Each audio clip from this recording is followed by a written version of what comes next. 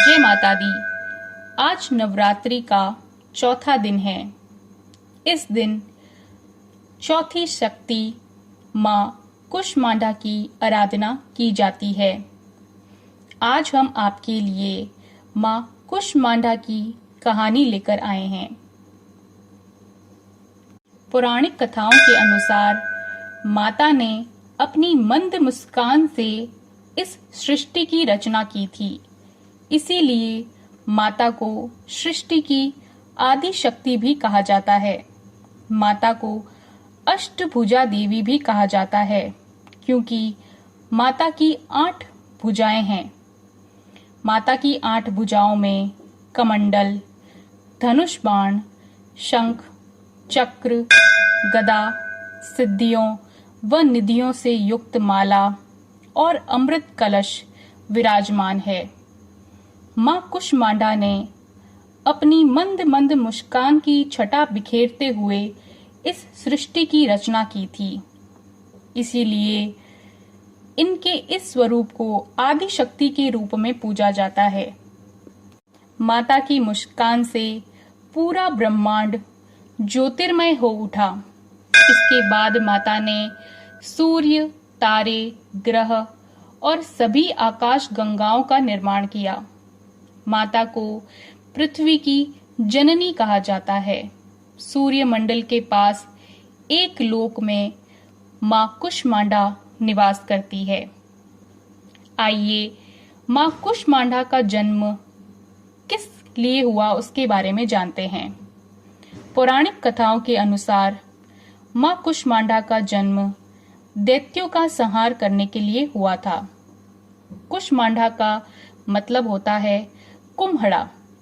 कुम्हड़े को ही कुष्मांड कहा जाता है।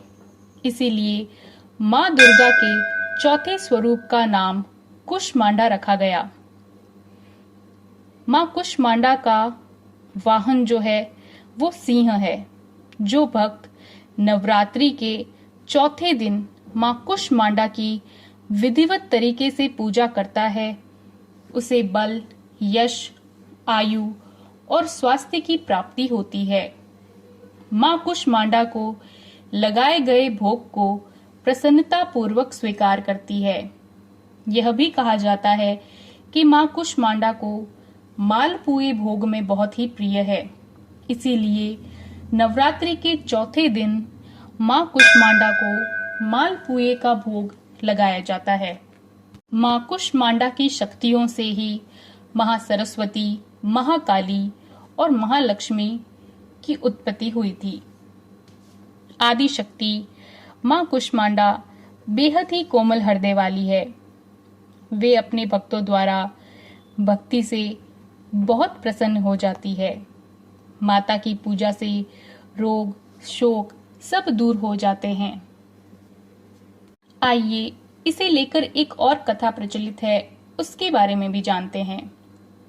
जब सृष्टि का कोई भी अस्तित्व नहीं था, चारों ओर अंधकार ही अंधकार था, तब एक ऊर्जा और गोले के रूप में मां प्रकट हुई।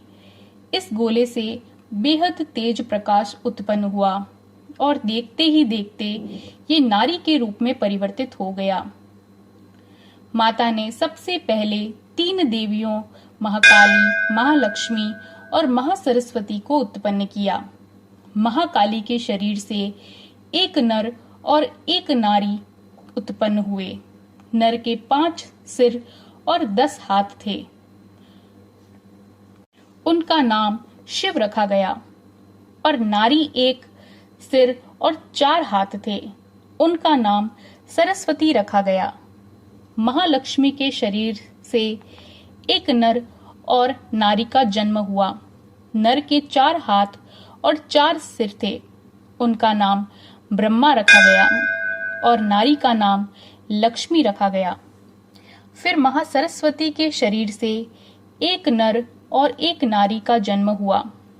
नर का 1 सर और 4 हाथ थे। उनका नाम विष्णु रखा गया और महिला का 1 सर और 4 हाथ थे। उनका नाम शक्ति रखा गया।